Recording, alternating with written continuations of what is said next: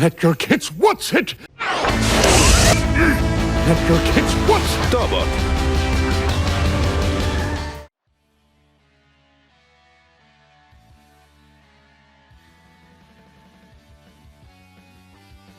It's been several years now since kids and parents discovered the Transformers lookalike Tobot on YouTube, Amazon, and Netflix. A fun robot addendum to distract kids to the casual consumer.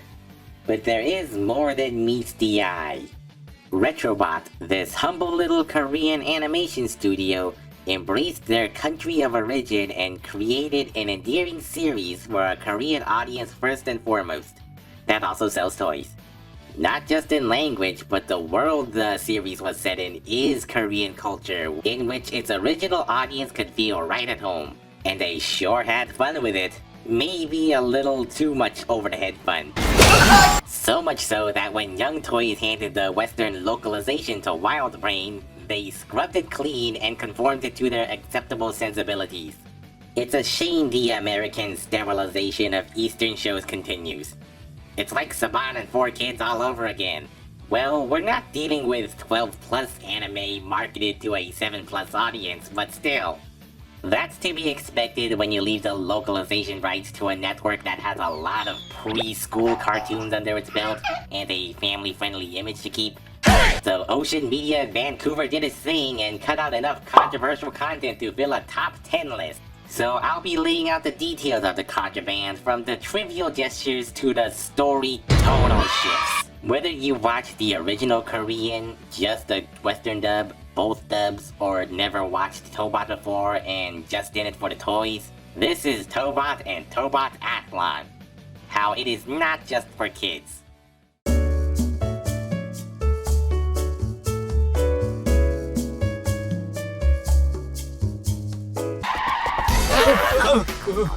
Acnee, don't look! Close your eyes, it's not suitable for anyone under the age of 39! Before the Ocean dub in 2017, there was an English dub in 2014 from the Philippines. I haven't watched all of that dub because, no offense, to us Americans, it's kind of cringe. See? Transform! I'm the Red Rider! What are you looking at? Get away from me! Actually, most of the Season 1 voice actors aren't that bad. It's the complete recasting of Season 2 that's more cringe. Z! Transform! Gotcha, that's it! Dirk is always at your service, sir. I'm a genius. I can survive from any situation. The Master of Darkness. I am back! Thank goodness Ocean Group's pool of voice actors from the relatively new to industry veterans deliver a much better action-packed performance, some of whom have played robots before. A copy of X? No. I like X, but I'm not like X. I'm better. And I found it hard to play the bad guy. You know, fighting my natural urge to be brave and helpful. Okay, that really wasn't censoring, but voice actors really can make, break, or reshape a character. Don't drop Dolly, okay? That's what Dylan... See, would you be quiet? If you like shows about pilots of giant robots having romantic subplots, then you're not going to find it in Tobot. The kids are just kids and friends working and playing together with their fighting machines. Except they had one romantic subplot that was downplayed to non-existence. Dolly Dino Park has a crush on Dylan Semu Kwan. Dylan! Hello. Yes, I'm fine. Oh no, I'm not okay. This handsome kid sitting beside me is Dylan.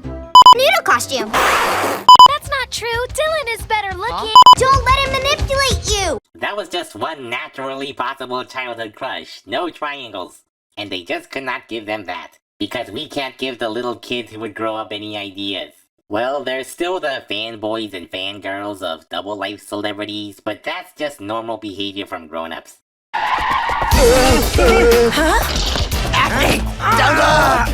Close your eyes! It's not suitable for viewers under 9! The villains had some mildly foul mouths. 허리장머리 없는 코딱지야! 리모 개 quack! 이럴 때가 아니라니까. 돼지. What's got into him? Shut up. You have to eat everything you waste after you die. 지옥 가서 다 주워 먹어야 돼. But by far, this one guy was incredibly memorable for the short time he had in the limelight.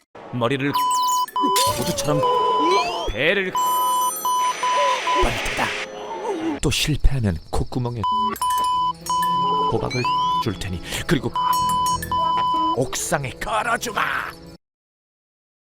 That's some double-edged tongue on fire. But those bleeps actually imply grievous harm to the body rather than the typical bleepy words. As surprising as it is to hear that kind of sound in a kid's show, I think it accentuates Mopak's duality between a racing superstar and unhinged villain.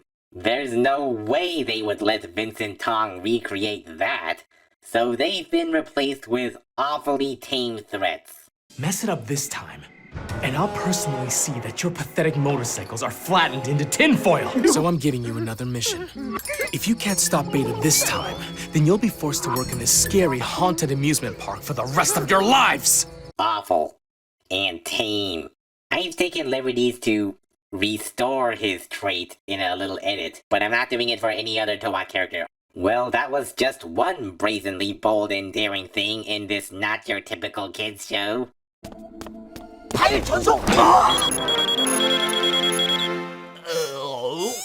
The editors must have had this face as they removed every single gag that comes out of, or in, the posterior. They flushed it all down the toilet. Farts. Nothing disgusting. We're just letting out some air, that's all. Oh, really? Okay, then allow me to repay your kindness by letting out my own air. Simulated farts. Green energy! Fart! Green energy. X! Green energy wiggle! Green energy wiggle. 방금! Green energy. Butt cracking.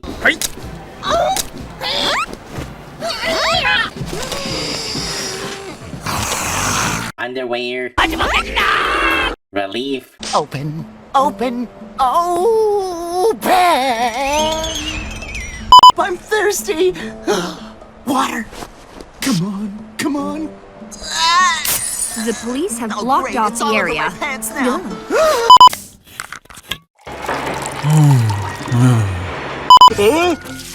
Orange soda so sticky. 나는 괜찮아. And even literal excrement. Literal excrement from sanitation disposal trucks. It's just ice cream. Yeah. Right. Oh no. Twice. Of course it was always pixeled out, but they censored the censored by the second time it came around.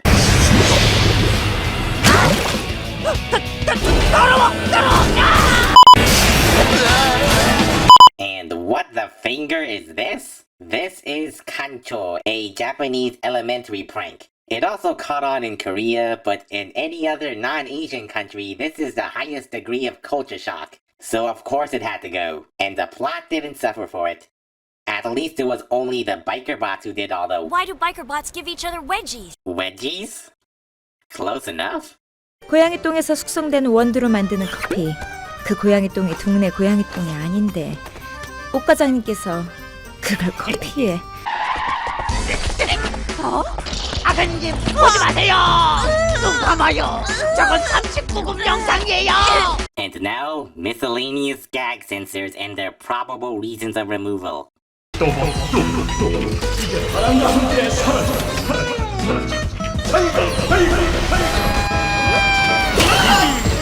Creamy.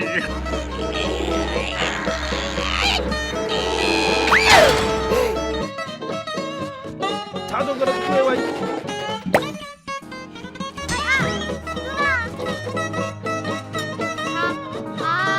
엄청 힘 빡 주고 있는데 뭘? 무서워?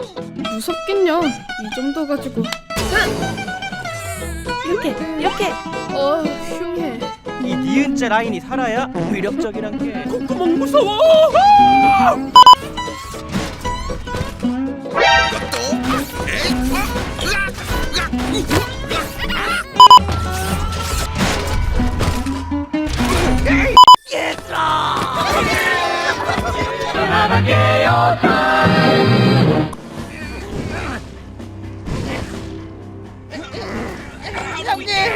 Okay, so I get the edits and cuts so far. Maybe Retrobot was in the wrong, including that side of Korean humor that is kind of crude and crass. But now we're getting to the point where they've lowered the bar of the story to be less intense, less of too real, less deadly. You are about to lead us into a new era of mischief and Villainous. As expanded upon in Season 3, the main antagonists are under the Villainous corporate entity owned by the Wang family. And the in-house conflict for the whole season is laying the claim to have found Chairman Wang Zhuan's lost son. But first they gotta make sure Chairman Wang himself is lost off screen until the end. It's too dark and real for the kids to see a bad old man lay ill, from which he recovers.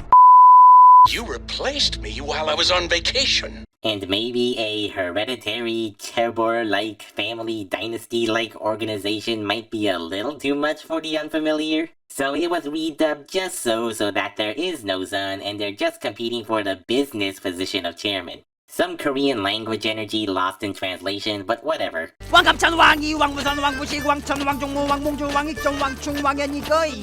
I'm dependable, reliable, relatable, and stylable, unbeatable, and valuable with charm that's undeniable.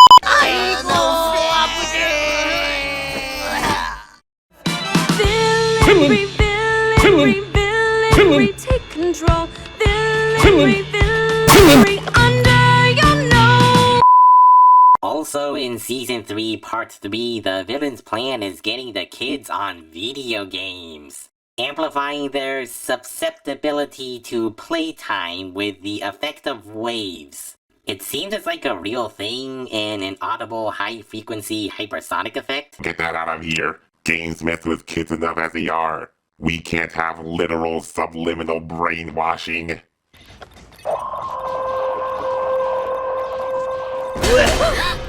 And we can't have a country kid have a sickening effect from brainwaves. Which is also apparently a real thing. He's just Such a bad gamer. I lost! Huh? and that extra wave is an eavesdropping channel. Guys, listen to this. Oh, Angela, let me try. That's idyllic. They've been controlling the game while we play. Whoa, sneaky. And in order to get the kids to a Tobot vulnerable state, Angela lured the adults away to a fake funeral. Fake science conference with a lineup of speakers they won't be able to resist. Dragons! Just as important a reason to leave the kids temporarily unattended, which is actually a deserted island. And then once the season's all resolved, Angela takes off for a well-deserved vacation, where she gets her comeuppance on the receiving end as she gets scammed and stranded. Which is why she's in a chicken costume next season. She was broke and had to make ends meet for a while. But the dub retold it as her being spiteful for failing and losing the company or something. And then there's Choi Hee-juk, or Mr. Holmes, the assistant of Acnee's father and Tom Fuse, and has some behind-the-scenes mysterious air to him. He treats Dilek well, preparing him to take the position of chairman. Why? Running the company was everything to you. Are you just going to give up? I am a very patient man. But, that's not the characterization I got from the original Korean. He's done the forgery not to ambitiously overthrow the throne for himself. 디룩을 가짜 아들로 만든 건 이 이사의 회사 장악을 막으려던 거 아니었나요? 회장님도 깨어나셨고 회사도 무사하니 난 그거면 됐네. Arguably, impatiently, and prematurely. And then return and reconcile in the finale, declaring his loyalty to the company, But which kinda makes less sense for that dubbed version. Either way, he's a dimensional character and not your typical butler. Plus, there's a few more business rearrangements in the dub here and there, but we should get going.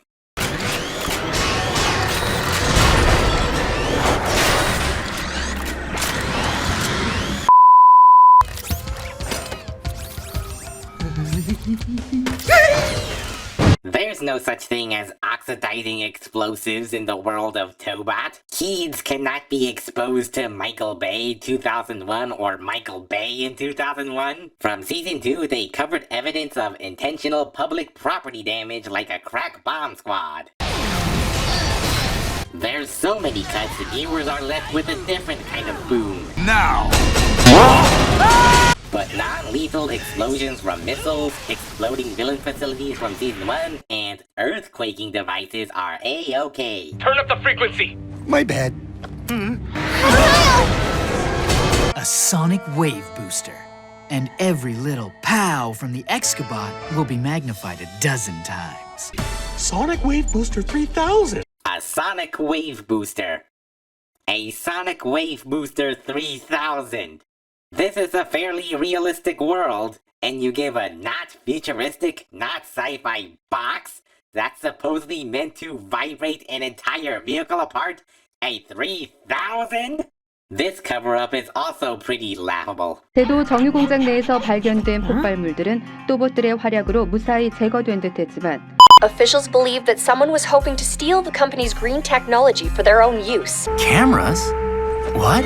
Sure, the best way to steal intel from a oil refinery and treatment plant is to tape boxy cameras with no visible lens on the underside of pipes. This is just rationally ridiculous, empty building Sunday levels of sugarcoating. But who cares if the pacing is disrupted and the stakes and urgency is much less impactful? The audience is now safe.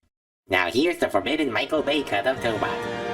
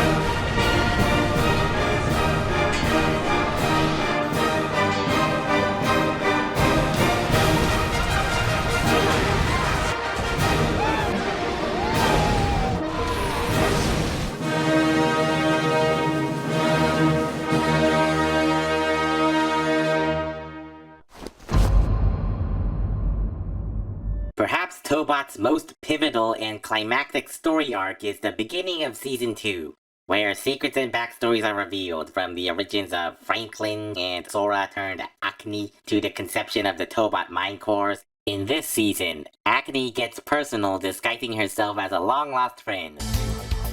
아줌마, 괜찮으세요? 어떡해. So she can find the Tobot's weakness and exploit it by having Franklin's boys and Tobot soften up to her. Which she accomplished by finding a lullaby locket with a photo of Ryan and Kory's mother, who were seeing for the very first time ever. And also build a giant titan of a mecha together in the basement. But she puts on an act so well, it kinda boils over to this point. You can't go, Mom. I mean, you can't. Who cares if Dylan... I guess Acnee's conditioning to the point where the boys slip and call a manipulative stranger their mom would not go over well. Why would he even say mom in the first place? There is nothing explicitly said and shown that suggests the Char family misses her and is no longer with them. What'll you do with this? Whoa! Dad just stood up! Tell us how it feels. Not bad at all. Sora! No need to thank me, okay? You could have made that contraption all by yourself if you weren't so busy thinking of others. Leave that here. Boys, wait. Yes? I have something to say. It's cold out there. Please wear something warm. Since nothing was explicitly said or shown about her whereabouts, it doesn't necessarily mean she's gone. Maybe she relocated. Maybe she retired at the HFIL. She probably had nothing to do with why Franklin's disabled. I mean, that's how I'm overthinking it. I'm assuming most kids would assume they know what happened to her, but The show just has to not mention anything explicitly about it. Not addressing that hard truth as Retrobot decided to write it undermines the story thesis of why Tobots were created in the first place. To protect lives driven by personal tragedy. So we got the gist of Franklin's wife, but we never did get to know Limo's wife, the other casualty. I lost my wife pregnant with our unborn baby. Not so different from yours. If only there was a supplementary story that expanded upon those early days. But Tobot doesn't do comics or novels. No Tobot story made for print first exists. So no one will ever know.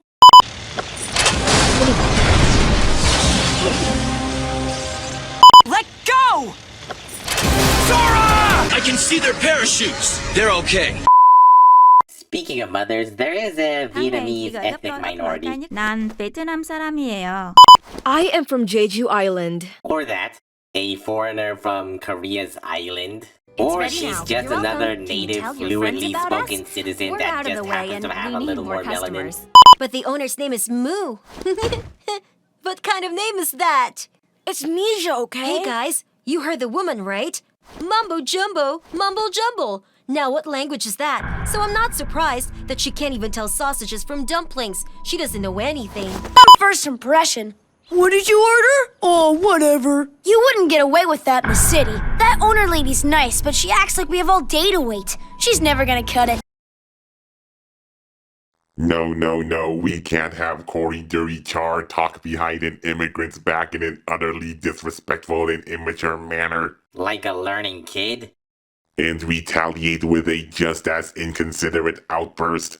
You might think that she's funny because she can't speak or understand the English language perfectly. But she's Layla's one and only mom. Do you understand? Look at you. You don't even have a mom.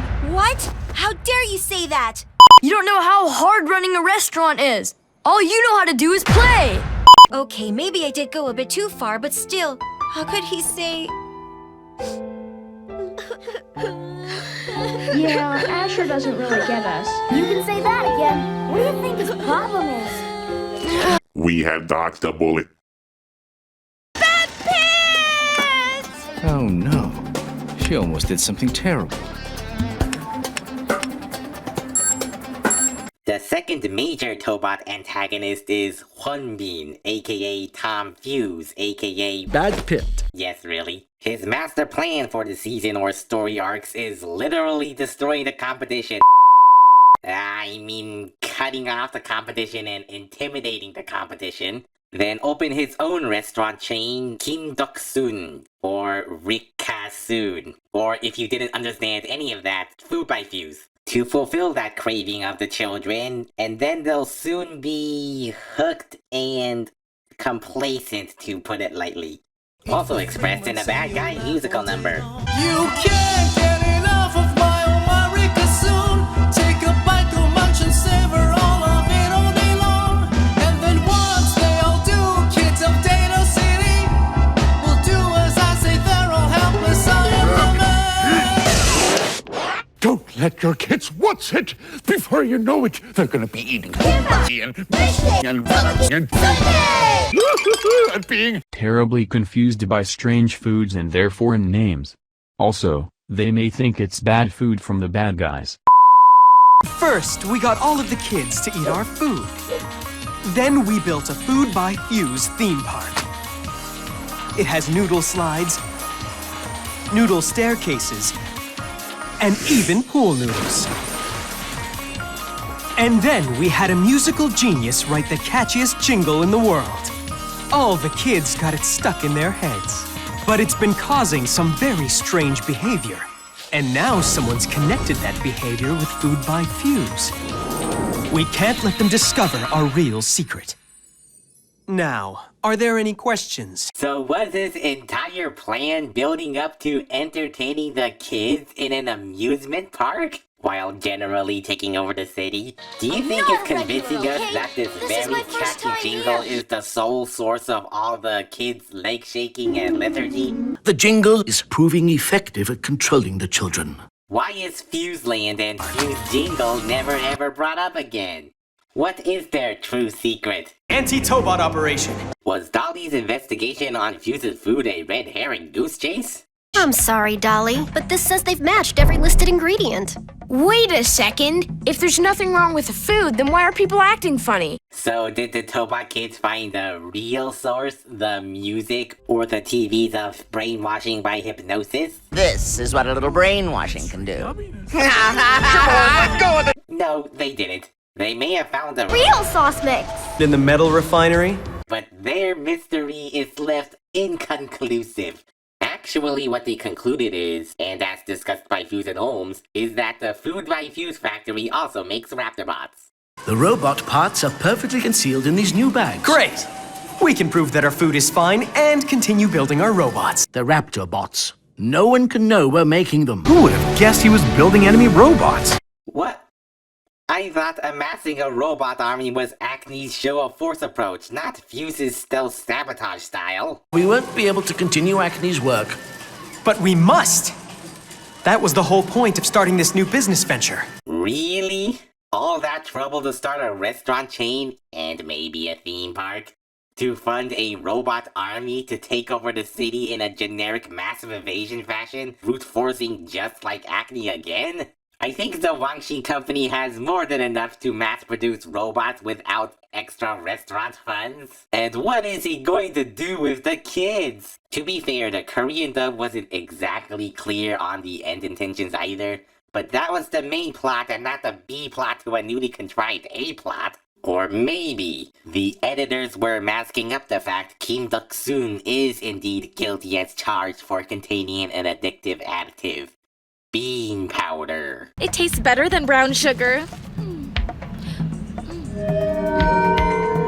Why is my head spinning?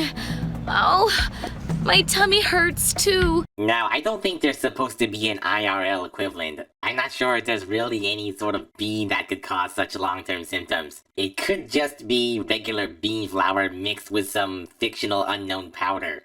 But we don't dare deal with drugs, so let's dodge the issue and declare the villain's denials as truth. Heaven forbid the fictional villains invoke the MFDS or the FDA. FBI, open up! There's even a sub-censor in his sub-scheme to deflect suspicion by bringing back Acnee and Drag.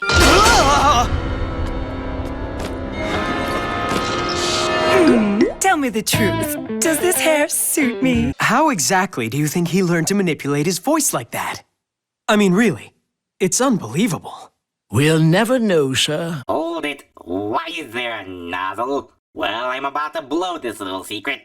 Hearing your voice coming from someone dressed like Acnee makes me ill. Oh, I'm so sorry for you. Oh, boys. Excuse me, sir. Diruk has to inhale some helium first.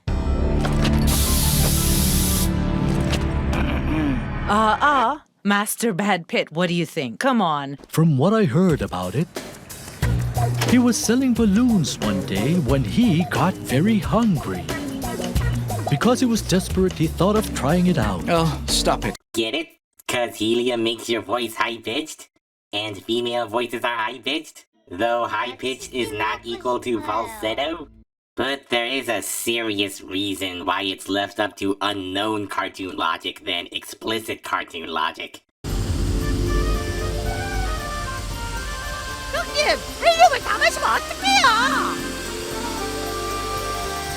And then once was all said and done and the Tobot stopped the plan and they saved the day, also we can't have a robot on fire for more than a few minutes and must disband immediately.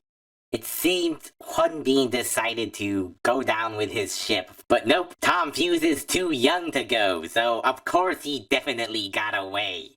It's getaway time. He's still out there somewhere. I heard he's retiring. He doesn't want to be the head villain anymore. What a cop-out. I think Retrobot offed him because his story was done, the overarching story had to continue with all his ties cut off, and his passing revealed to the general public. In the story, he might have let the theatrics get to his head and developed an all-or-nothing mentality, assuming he would win, but just as ready to call the curtains finito. It's either I get everything I want, but then I could just as well lose everything. But Tom Fuse is not as memorable as Huan Bin if he just chickens out. What purpose does he have left unincarcerated? and if the public stops supporting him if they discover he's briefly hypnotized kids and made robots, continue his celebrity life and reopen Food by Fuse, have an off-screen redemption, which arguably sounds nice and is a good thing the dub saved him from going to the next dimension and upsetting the audience. But on the other hand, you could argue they ruined Retrobot's remarkable character.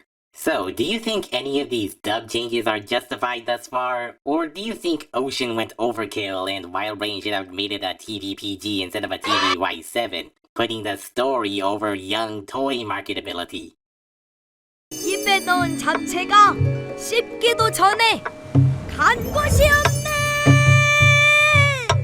Of all these alterations, none are as egregious as making this very Korean show less Korean. Well, duh. It's a translation and localization for other countries. Well, yes, of course they can change the Korean text in focus into English, digitally overlaying generic copy-paste fonts. But did they have to make the rest of the setting as Korean-less as possible? 올뱅 선생 등장하여 한판 신나게 노래를 불러주니 공주 웃음소리가 하하. A long time ago, a family from the village found a cave where a unicorn and a dragon were singing together. The song was so awesome, you could see sparkly gold sound waves shooting out of their eyeballs. They floated into the village, and since then, we can all sing like pros. Let me explain my frustration. Daedoshi and its surrounding countryside is not just another grid of CGI buildings for CGI characters to romp around in. It really seems Retrobot took care to model all of the architecture, infrastructure, and props to be as realistic as possible. And the decorated setting really sells it. The number of off-brand spoofs, references, and Easter eggs sprinkled throughout is astounding. If I were to go over each and every one of them, I would never get this video done.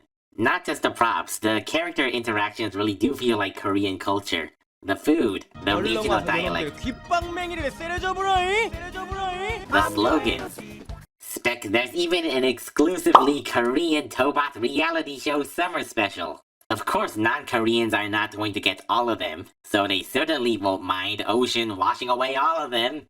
Why have a spicy can of 불타는 남바다 못된 감자 when you can just have a plain red can of potato chips? Seriously, anything prominent in the background or foreground are turned into indiscriminable shapes, which really brings out Retrobot's frankly plastic-looking animation. And it's not even all that consistent.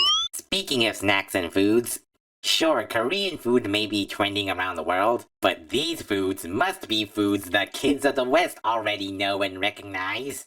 Cold nachos! Cold cuts plate. Zucchini sticks instead of fries. Zucchini? Figures, but whatever. Peanut pickle stew. It's pretty good, you know? It's got stuff you like in it. Delicious chocolate-covered wafers after a plate of cold appetizers for lunch. This green stuff is called lettuce. Oh. It was a Brussels sprout! Cheese sticks. Spinach vegetable wraps and canned fizzy water 20 feet ahead of me. At least they're not donuts. Bag of old donuts. But now there's no risk of subliminal product placement or lawsuits. Spider-Man! Spider hug! I'm just kinda peeved because Korean studio animation doesn't get as much international recognition as other Asian countries' animation. And Tobot could have been great for introducing Korean culture alongside their Transformers to kids. But the dub went out of its way to make it less of Korean animation and more of animation from Korea. Korean elements are still there, just not intentionally being drawn attention to. Do you get what I'm saying? Which is why Tobot Galaxy Detectives is so much better. The Tobots are now awesome space Tobots, blasting evil aliens and magic monsters of the week. Solving mysteries as easy as 1, 2, 3. The animation is prettier, universal, and neatly packaged into 10-minute episodes. And there's absolutely nothing that needs to be censored.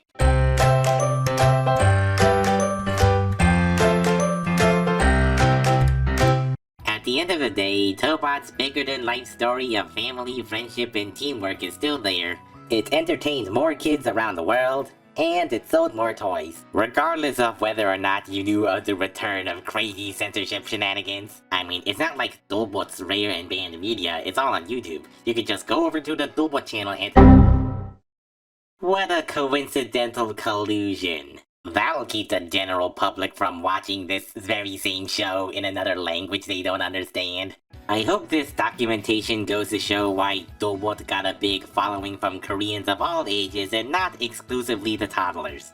And it's about time Tobot's secrets go a little more mainstream, because casual kids and newcomers won't figure that out from just watching the Tobot on TV that is on the internet. For many of us, we were drawn to the Tobots, but grew to appreciate the literally down-to-earth relatability and very interesting dynamic characters. But to the Western distributors and channel networks, it's just another source of revenue strictly for kids.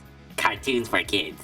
Cartoons that you can randomly throw at kids at random over and over and over and over again. My watch recommendations?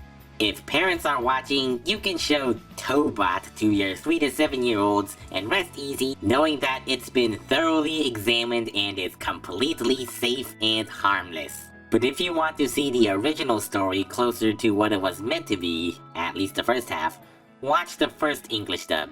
But I don't blame you if you'd rather watch the Ocean dub instead. But if you really want to upgrade your understanding of the Tobot story, you could just go off of sparse wiki information or learn Korean. And if you happen to be taking a Korean language course, watching Tobot is a good crash course in Korean culture. Also check out Biclons if you're at it. Just as good as Tobot but got dub shelved because toy rehash. With most other Korean cartoons, you'll just be learning dialogue. We're almost at the end, but just one more thing. To casual viewers, these look like clean endings, but there's one major plot thread that was left hanging. We never got to discover who was Dr. M, the head mastermind of the entire crime syndicate. Tobot fans still yearn to this day for a Tobot Chapter 20, their Transformers Animated Season 4. The only medium I see fit in which the Korean story can continue is through comics or a novel. But RetroBot is in a state where they cannot legally create anything more Tobot, especially evidence since their only Webtoon Zero story was a joint ownership with Young Toys. But he cut off ties in 2017, and unfortunately meant neither of them can no longer keep it on their one and only kids Webtoon site wholly as everyone was assuming now. It's only been our snippets all over Twitter, a tragic disparate state. Oh, if only they could have sold or transferred the rights or published a trade paperback before it expired. Meanwhile, as insult to injury, their rival has not one, but 2 Webtoons of their kids' IPs as reboots for all their audiences. And they can stay up as long as they want because it's all owned by them without their leg. Unless Young Toys will be so generous as to hire RetroBot again, we will never ever see Zero Story or any official Biclons or not Galaxy Detectives Tobot media ever again. Well, anyways, RetroBots moves on to other animation projects. But if by some miracle they're allowed to revisit the past, then all I ask is for the Tobot saga to get a proper conclusion. The fan service many years later grown-up chapter for nostalgic adults. Up the age, up the stakes, and explore sophisticated and matured ideas of the older characters without the restraints of a kid's cartoon. No, not like that!